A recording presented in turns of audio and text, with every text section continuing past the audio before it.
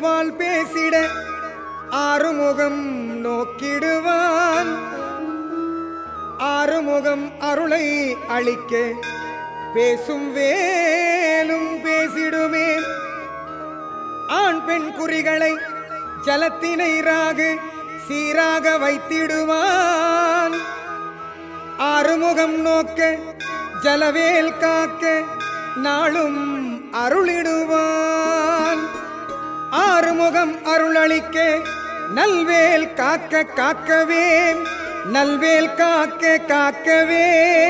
ஆசனவாய்தனை கேதுமல சிரமங்கள் இல்லாமல் இயக்கவே.